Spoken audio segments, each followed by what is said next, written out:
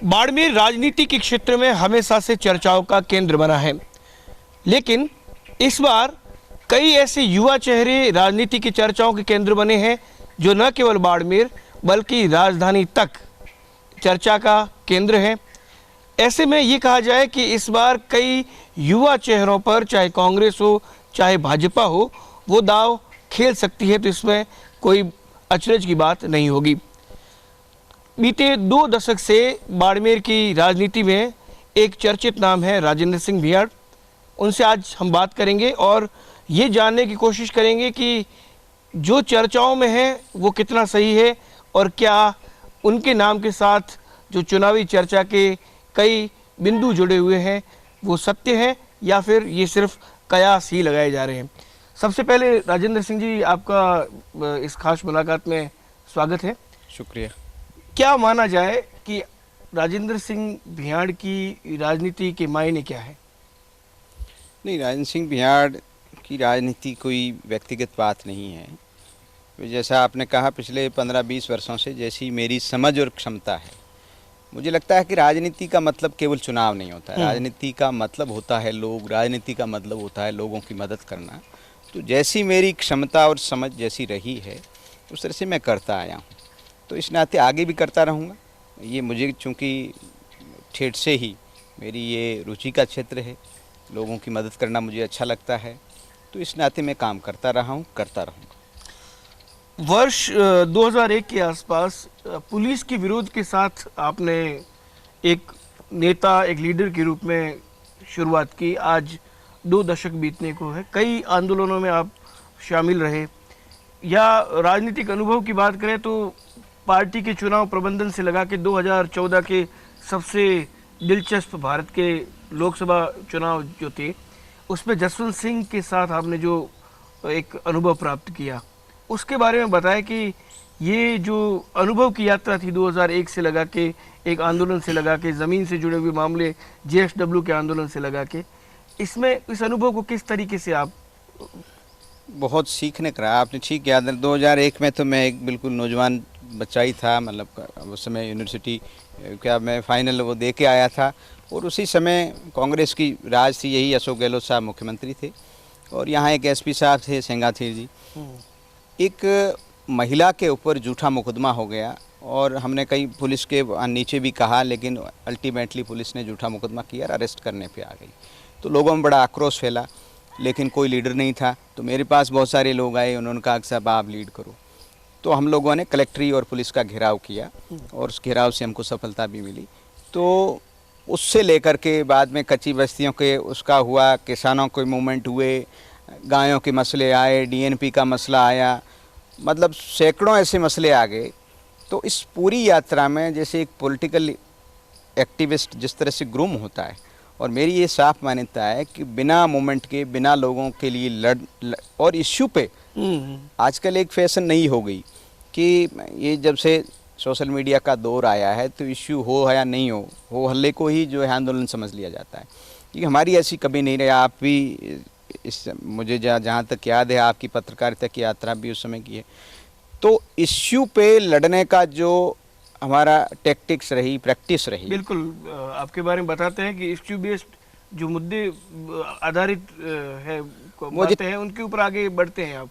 हवा में तीर चला करके बात करना जो है वो गैर संजीदा जो आजकल ज़्यादा राजनीति में लगता है। आजकल तो मैं मुझे ये कहूँ कि जो इसको पॉलिटिकल आर्केस्ट्रा कह सकते हैं आप, राजनीतिक नाट्य मंडली जैसा काम हो गया। तो ये अपने आप में लोकतंत्र के लिए बड़ी खतरनाक चीज़ है। अच्छा, बीजेपी से जुड़ा, साथ में आरएसएस की कई विंग है, उनसे भी आप लगातार जुड़े हुए रहे। मैं लंबे समय तक स्वदेशी में काम करता रहा। मेरे जीवन पे जिन विचारकों का प्रभाव है उसमें से मैं ये कहना चाहूँगा, दत्तोपंत ठेंगड़ी जी जो श्रद्धेय हैं, जो आरएसएस के बहुत बड़े आइडियोलॉग रहे, और उन्होंने भारतीय मजदूर संघ, भारतीय किसान संघ, स्वदेशी जागरण मंच, एबीवीपी, कई सारे ऐसे संगठन हैं और ट्रेड यूनियन के बड़े नेता थे। उनकी छाप मेरे जीवन पे बहुत ज़्यादा रही और उनके माध्यम से ही मैंने संघ को जाना। गुरुजी के बारे में उन्होंने जो कुछ कहा, गुरुजी तो बहुत पहले हो गए, और जो हिंदुत्व की परिभाषा उनके माध्यम से मैंने जानी, मुझे लगता है कि एक भारत जैसे विविध संरचनाओं वाले देश को चलाने के लिए आज जो संघ की आइडियोलॉजी है उसकी बहुत ज़रूरत है। और जो मेरा स्वदेशी के साथ जो एसोसिएशन रहा उससे मैंने निजी तौर पर बहुत कुछ सीखा। देश को समझने की जो छोटी मोटी समझ मेरी विकसित हुई उसमें बहुत बड़ा योगदान जो है स्वदेशी मूवमेंट का रहा। हालिया दिनों में राजेंद्र सिंह जी, जहां मैंने रीड किया, काफ़ी उस मुद्दे पे आपसे बात भी हुई, ईडब्ल्यूएस को लेकर आप काफ़ी मुखरता से आपने काम किया। एक जन जागरूकता इस मामले को लेकर, एक जन आंदोलन किस तरीके से इसके पक्ष में खड़ा किया जाए, पूरे राजस्थान की आपने यात्रा की, हर जिले तक आप गए। इसके बारे में ज़रा बताइए कि ये कितना सफल आंदोलन रहा और इसके लिए कितना प्रयास करना पड़ा आपको। आरक्षण के आंदोलन में हमारे से पहले शुरू हो गए थे 95 से। उसमें कई लोग थे, देवी सिंह जी भाटी, लोकेंद्र सिंह कालवी, इन्होंने सामाजिक न्याय मंच बनाया, उन्होंने बड़ा मूवमेंट चलाया। फिर प्रताप फाउंडेशन, ब्राह्मण आरक्षण मंच, खूब सारे ऐसी संस्थाएं थी जिन्होंने इस आरक्षण के इश्यू को एक मुद्दा बनाया। लेकिन एक समय बीच में ऐसा आ गया जिसको आप एक तरह से कोल्ड टाइम कह सकते हो, जिसमें ये बिल्कुल इस मुद्दे पे कोई भी काम करने को तैयार नहीं था। तब हमारे जैसे लाइक माइंडेड नौजवानों ने इस मुद्दे को हाथ में लिया। मैं अकेला नहीं था, हमारी एक टीम थी। उस टीम के साथ में हमने इस मुद्दे को जो है बहुत तरीके के साथ केंद्र सरकार के सामने रखा और जन जागरण भी किया, दोनों ही सिरों पे लड़के। और मुझे बहुत खुशी है, केवल हमारे करने से ही हुआ, मैं इस तरह का दावा नहीं कर सकता, लेकिन जो बहुत लोग जिन्होंने किया उनमें से हम भी एक पार्ट थे। और मुझे इस बात की खुशी है कि इस देश में हमारे इस मूवमेंट के बाद दो चीज़ें हुई कि जो एक तो आरक्षित वर्ग और गैर आरक्षित वर्ग के बीच में जो खाई थी, एक तो वो खाई खत्म हो गई। दूसरा, आपने देखा होगा हिंदुस्तान के कोने कोने में कभी हरियाणा का जाट तैयार होता था, कभी गुजरात का पटेल तैयार होता था, कभी कर्नाटका का कापू तैयार होता था, अलग अलग, कभी जो है महाराष्ट्र का मराठा तैयार होता था, कभी राजस्थान का राजपूत ब्राह्मण जो है मचल उठता था। तो इन सब आंदोलनों को का एकदम से पूरी तरह से समाधान हो गया। और वो जो नौजवान जो वास्तव में वंचित था, गरीब था, जिसको लगता था कि आरक्षण के कारण मेरी योग्यता के साथ जो है न्याय नहीं हो रहा है, और वो अननेसेसरी ही आरक्षित वर्ग के खिलाफ जो है द्वेष से भर रहा था। तो मैं धन्यवाद देना चाहूँगा केंद्र की सरकार को। माननीय नरेंद्र मोदी जी ने ये एक हिस्टोरिक फैसला उन्होंने किया, और उस फैसले को करने से देश के करोड़ों नौजवान और जो जितना भी आर्थिक रूप से विपन्न वर्ग था उसके लिए एक बहुत ही हिस्टोरिकल, भारत के लोकतांत्रिक इतिहास में एक बड़ा निर्णय हुआ। उस निर्णय में 0.1% हमारे जैसे लोगों का योगदान रहा। मैंने पहले ही कहा कि बहुत से ऐसे लोग रहे जिनका हमारे से बहुत ज़्यादा और बड़ा योगदान था, जिनके साथ हमने कार्यकर्ता के नाते काम किया था पहले। मतलब सेतु में गिलहरी की भूमिका निश्चित, आप गिलहरी से भी छोटी मान लो आप। अच्छा, आपने जो भी अभी तक सवाल जवाब हुए उसमें आपने किसी न किसी व्यक्ति का नाम लिया जो अपने अपने क्षेत्र में बेहतर रहे हैं। राजनीतिक ऐसा कौन व्यक्तित्व है जिसको राजेंद्र सिंह पसंद करते हैं? ये बहुत मुश्किल सवाल है, आसान भी है। कुछ व्यक्तित्व है जिनको पॉलिटिक्स में मैं पसंद करता आया हूँ। इसमें कोई कहने की बात नहीं कि जसवंत सिंह जी उसमें सबसे सिरमौर नाम है।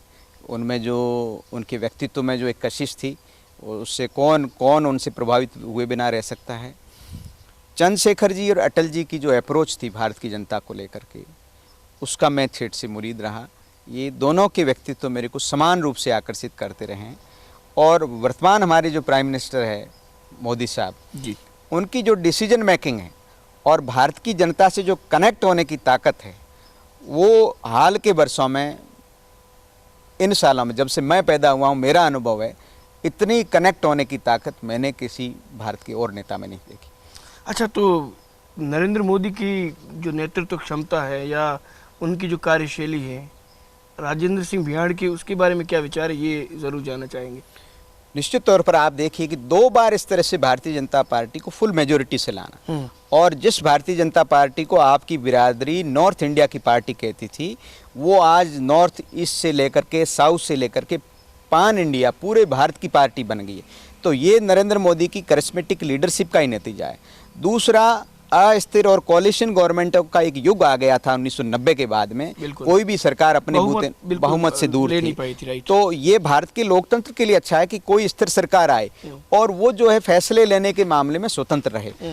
और तीसरा जो मोदी जी का जो 7-8 साल का जो कार्यकाल रहा है और उसमें उनकी जो नेतृत्व क्षमता रही है, चाहे अंतर्राष्ट्रीय संबंधों के स्तर पर रहें, चाहे घरेलू चुनौतियों के स्तर पे ले लो, चाहे जो महामारी एक दुनिया में कोरोना जैसा संकट आया उससे जो मुकाबला करने की उनकी कैपेसिटी ले लो, चाहे उनके पॉलिटिकल मैनेजमेंट को देख लो, सारे मुद्दों पर जो नरेंद्र मोदी की सरकार ने जिस तरह से एक्सीलेंसी से काम किया है तो निश्चित तौर पर सीखने की। लेकिन नरेंद्र मोदी जो आपके, चूंकि आप जिस पार्टी से संबंध रखते हैं और देश के पीएम भी हैं और वर्तमान में भारतीय जनता पार्टी की सबसे एक ये कह सकते हैं करिश्माई चेहरा है, उनको तो ये कहते हैं कि देश को तोड़ दिया। आजकल राहुल गांधी जी निकले हुए केरल से कश्मीर तक भारत जोड़ने की यात्रा पर, तो ये जो पैदल यात्रा है इसके बारे में कोई विचार ख्याल कुछ रखते हैं आप? वो भारत जोड़ने निकले हैं और उनकी पार्टी जो है खंड खंड होके टूट रही है।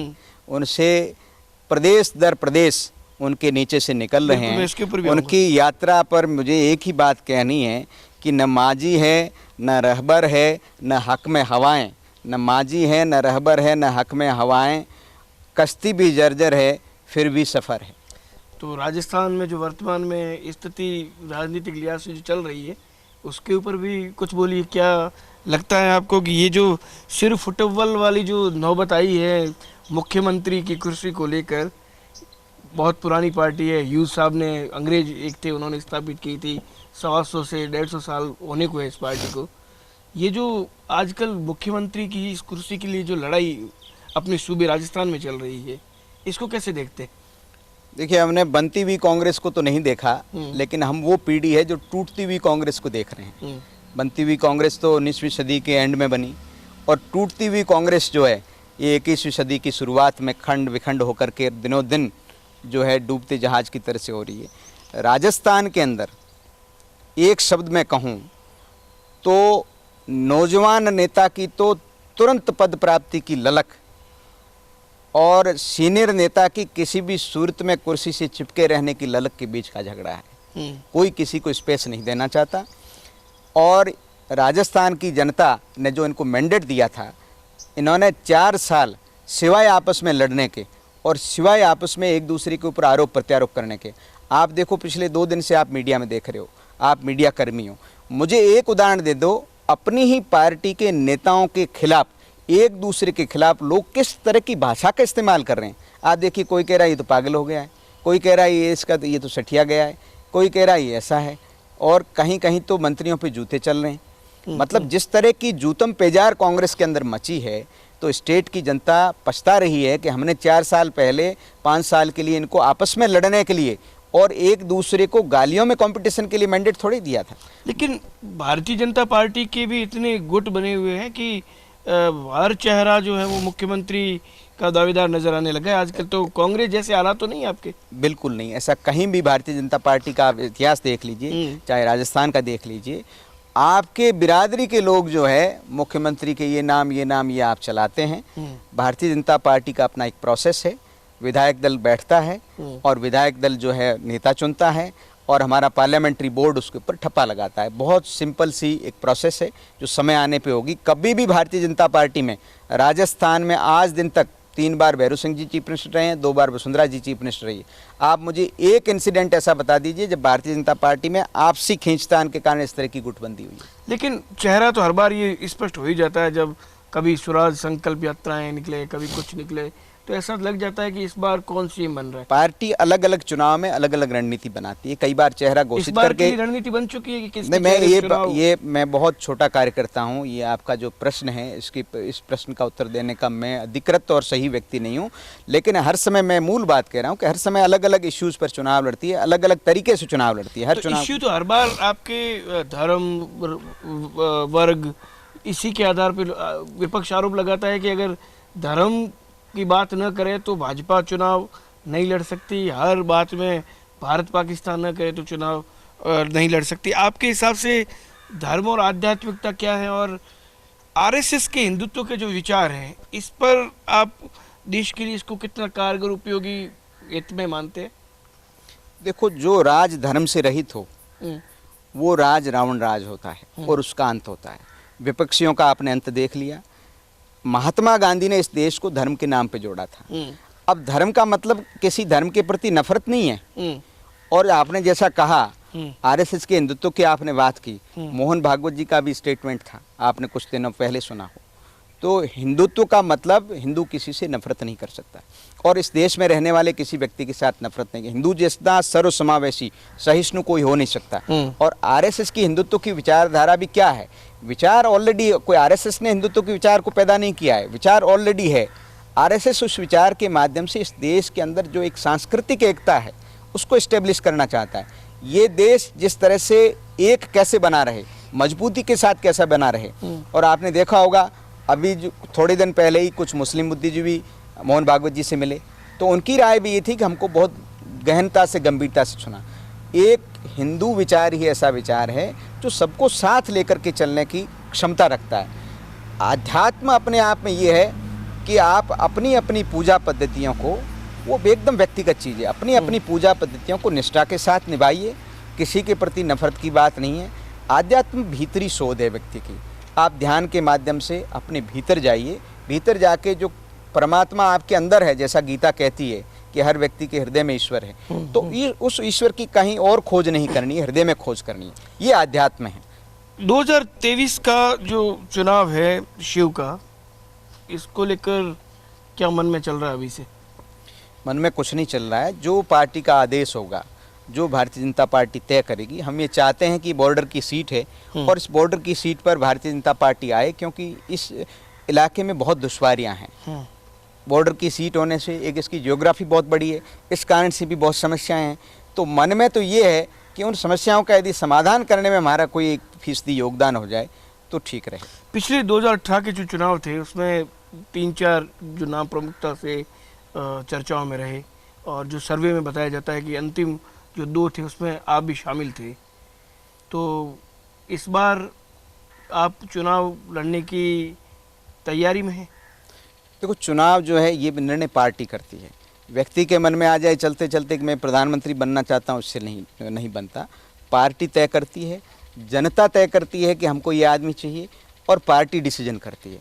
ये 2 कारक होते हैं। राजेंद्र सिंह जी, शिव विधानसभा जो है वहाँ पर चाहे बीती बार जो चुनाव लड़े हार गए खुमान सिंह, जालम सिंह रावलोत, स्वरूप सिंह, एक आरएसएस के वहाँ पे जो राजनीतिक रूप से ये बताया जा रहा है कि चुनाव लड़ने के लिए तैयार हैं, और एक छात्र नेता जो रविंद्र सिंह भाटी हैं, उनका नाम सोशल मीडिया पर भी काफ़ी इन दिनों चल रहा है, और ख़ासकर जो युवा वर्ग है वो इस बात को लगातार कह रहा है कि रविंद्र सिंह भाटी को भी चुनाव लड़ना चाहिए। तो जो नाम है इनमें राजेंद्र सिंह भियाड़ का नाम भी शामिल है। तो क्या, किस तरीके से आप पार्टी के सामने ये बात नहीं रख रहे हैं कि मैं 2018 में भी चूँकि यहाँ से चुनाव लड़ने की बात कह चुका हूँ, अंतिम 2 जो लोग रहे उनमें मेरा नाम भी था, इस बार आपको एक तरीके से प्राथमिकता दी जाए, ताकि क्योंकि आपने कहा कि सरहदी इलाके की जो सीट है वो भाजपा के पास जाए। तो क्या राजेंद्र सिंह को टिकट मिलती है, राजेंद्र सिंह जीत रहे हैं, आपके मन में इस बात को लेकर कितनी? मैं खुद दावा करूंगा मैं मिल जाऊं तो मैं चाहता हूं कि यहाँ से भारतीय जनता पार्टी जीते। मेरी पहली बात ये है। और आदमी कोई खुद दावा करे कि हाँ मैं ही जीत सकता हूं और नहीं जीत सकता। आपने जो नाम लिए हैं पहले, उनमें से बहुत से लोग मेरे से सीनियर हैं, योग्य लोग हैं, कुछ चुनाव लड़े हुए लोग हैं, वो सब आदरणीय हैं। उनमें से भी किसी को पार्टी, उससे पहले भी उनमें से जिन जिन को अवसर दिया तो हम लोग पूरी ताकत के साथ उनके साथ रहे। उनमें से किसी को देती है या मुझे अवसर देती है, किसी को भी देती है, मूल उद्देश्य हमारा ये है कि भारतीय जनता पार्टी जीतनी चाहिए। और जो जनता की इच्छा है उसके हिसाब से ही तो पार्टी फैसला करती है। आदमी की इच्छा जो है, आदमी अपने आप में दावा कर ले, सेवा करने के लिए एमएलए एमपी बनना कोई शर्त नहीं है। तो मूल बात यह है कि हम किस माध्यम से सेवा करते हैं, ये माध्यम महत्वपूर्ण नहीं है। पहली बात, पार्टी वहाँ से जीतनी चाहिए, सरहदी सीट से। सरहदी सीट है, इस सीट पर विकास की महती ज़रूरत है। और दूसरी बात, हम में से किसी को भी अवसर मिले जिसको पार्टी उचित समझे, उसके साथ लग करके और पूरी ताकत के साथ में कमल के फूल को सरहद पर खिलाने की हमारी तमन्ना है। आपकी बाड़मेर भाजपा की बात करें तो हालात अच्छे नहीं बताते। विपक्ष भी बार बार आनंद लेता है, चुटकियाँ लेता है कि स्थिति बड़ी भाजपा की ख़राब है, कई गुटों में बंटी हुई है भाजपा। और जो आपकी 7 विधानसभा है वहाँ पर भी ये स्थिति है कि किसी को किसी पे भरोसा नहीं, वैसा स्थिति बना हुआ है, क्या कहेंगे आप? मुझे पता नहीं, अब कांग्रेस की स्थिति तो आप खुद ही देख रहे हो पूरे स्टेट में। कांग्रेस तो बाड़मेर जिला मुख्यालय की जो सीट है उस पर तो अजय है 3 बार, तो आप ये सोचिए कि आपको तो कांग्रेस का कहना है कि उनको तो कैंडिडेट भी नहीं मिल पा कोई कहीं से अजय नहीं है। मैं आपको निवेदन करूं, इंदिरा गांधी जो है रायबरेली से चुनाव हार सकती है, राहुल गांधी अमेठी से चुनाव हार सकते हैं। इस देश में कोई अजय नहीं है किसी को। ये अटल बिहारी वाजपेयी जैसे टॉलेस्ट लीडर जो है 84 का चुनाव हार गए। तो इस चुनावी समर में जो हर 5 साल बाद जनता के दरवाजे जाना होता है और कोई ये छाती पीटे कि हम अजय हैं, तो रावण को भी लगता था कि मैं अजय हूँ। फिर क्या हुआ? कोई अजय नहीं है। रही भारतीय जनता पार्टी की बात, तो आप पार्टी जब गुटों में बंटी होती है तब अजय विपक्षी हो ही जाते हैं। नहीं, गुटों में नहीं। देखो, आप जिस घर से आते हो उस घर में भी 10 तरह के लोग 10 तरह से विचार करते हैं। घर में भी 10 मत होते हैं।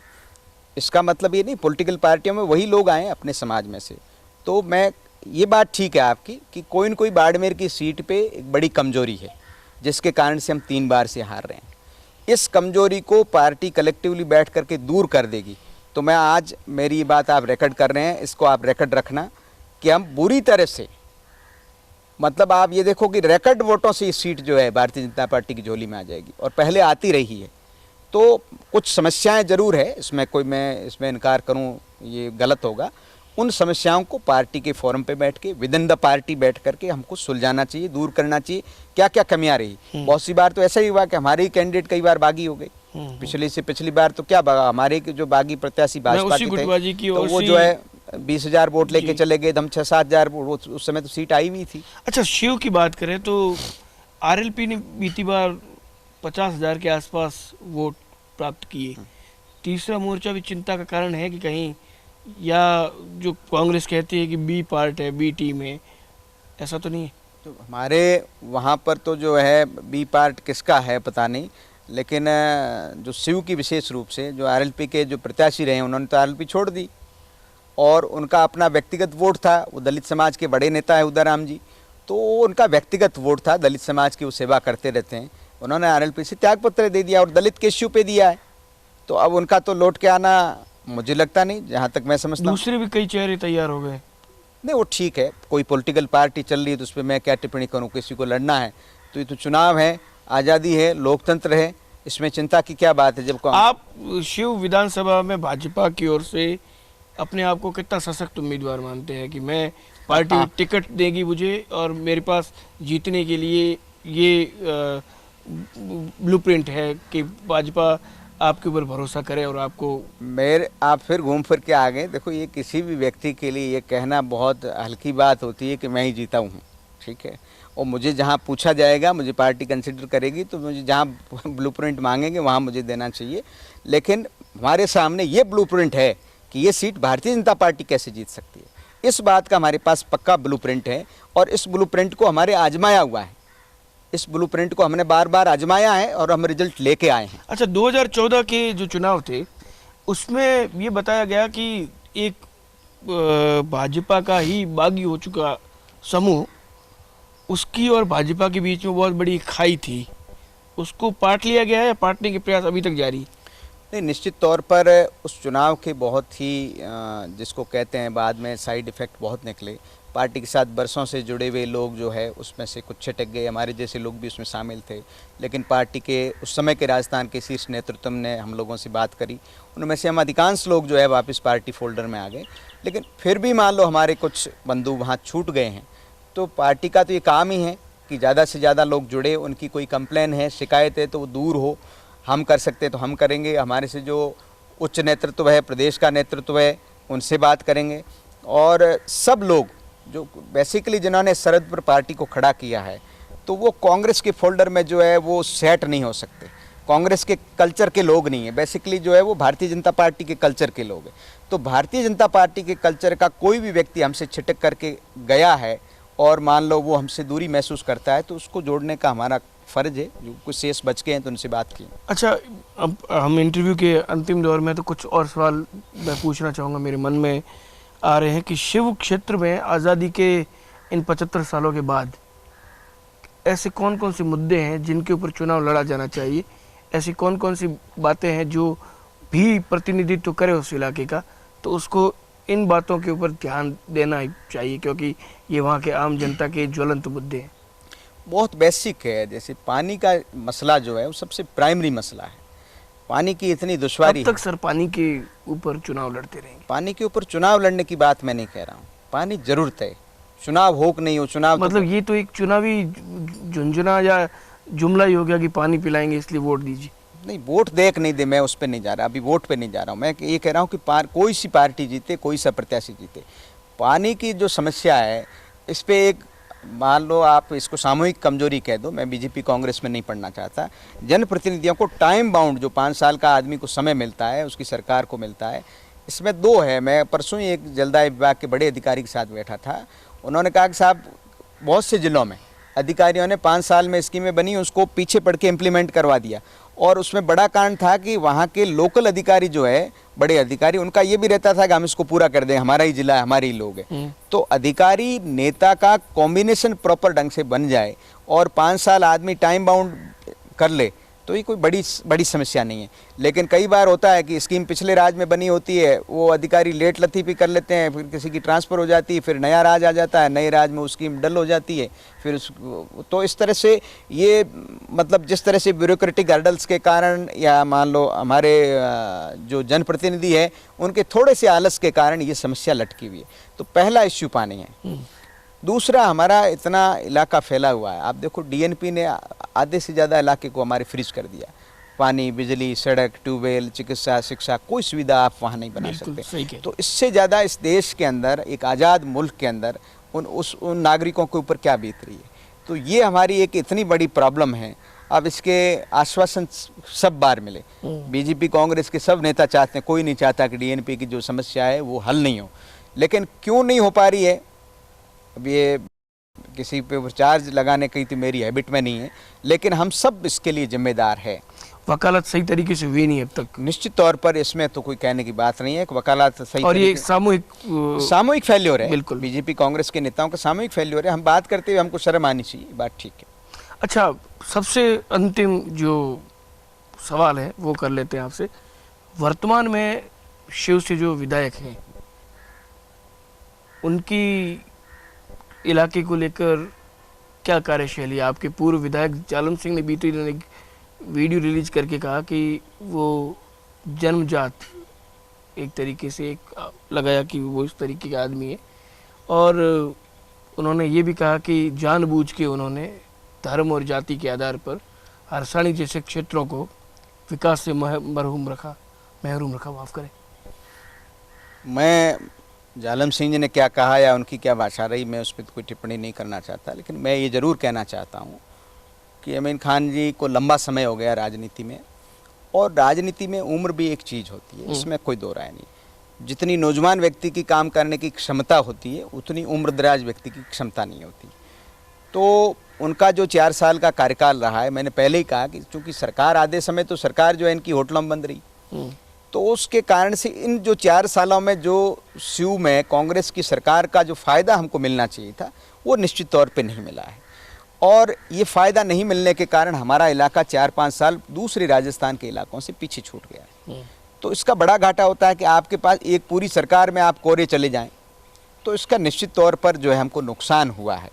और हम चाहते हैं कि स्यू में जो भी नेतृत्व आए उसके पास कम से कम एक ब्लूप्रिंट होना चाहिए। इस इलाके को 5 साल का जो भी समय उसको जनता दे, तो 5 साल में जो है वो जात, धर्म, ये कार्यकर्ता, वो कार्यकर्ता, छोटी छोटी चीज़ों में नहीं उलझ करके कुछ ऐसा काम कर ले जिससे आने वाली पीढ़ियों में वो ये याद रखे कि एक जनप्रतिनिधि को हमने चुना था, उसने कुछ जो है धरती पे उतरे जैसा काम किया। मैं व्यक्तिगत टिप्पणी करने में भरोसा नहीं करता हूँ। वो कांग्रेस पार्टी में है तो कांग्रेस पार्टी के विचार के खिलाफ हम पूरी ताकत के साथ लड़ेंगे। कांग्रेस पार्टी के विचार में दूसरा भी कोई प्रत्याशी आएगा तो उसको निश्चित तौर पर हम राजस्थान की विधानसभा में नहीं जाने देंगे, ये हमारा कमिटमेंट है। चलिए सर, बहुत बहुत धन्यवाद राजेंद्र सिंह जी, आपने DCN डिजिटल के लिए वक्त निकाला अपना, और कई बातें थी, और चूंकि हमने आपके बारे में सुन रखा है कि काफ़ी आप पढ़ाकू है, पढ़ने में आपका बड़ा भरोसा है कि पढ़ने से बहुत ज्ञान अर्जित होता है, तो वो आज इसमें भी झलका। बहुत शुभकामनाएं देते हैं आपके राजनीतिक भविष्य के लिए। और ये राजेंद्र सिंह बिहाड़ थे और आज खास बातचीत में कई उनसे जुड़े छुए अनछुए पहलुओं पर बात करने की कोशिश की। हालांकि खुलकर उन्होंने ये कभी नहीं कहा कि मैं दावा कर रहा हूँ कि मैं वहाँ से चुनाव जीत रहा हूँ या लड़ना है या नहीं, ये शायद भविष्य के गर्भ में है। लेकिन एक बात तय है कि युवा चेहरों में वर्तमान में शिव क्षेत्र से कई, हालांकि नाम चर्चाओं में है, लेकिन राजेंद्र सिंह बिहाड़ का एक अलग ही लेवल पे नाम चल रहा है। बहुत ज़्यादा 2 दशक का उनके पास अनुभव है राजनीति का, और ग्राउंड पर संघर्ष कैसे किया जाता है उसका भी उनको अनुभव कई बार मिला है। अब देखना यह है कि 2023 में भारतीय जनता पार्टी शिव क्षेत्र से किस पर भरोसा जताती है। लेकिन युवाओं के हाथ में, जो आजकल सोशल मीडिया पे देखते हैं कि युवाओं का प्रतिनिधित्व मिले, इसको लेकर युवाओं की ज़बरदस्त मांग है। भाजपा इस पे कितना गौर करती है यह देखने की बात होगी। मुझे मेरे सहयोगी जसराज के साथ इजाज़त दें। अगली बार किसी और शख्सियत के साथ फिर से आपसे रूबरू होंगे।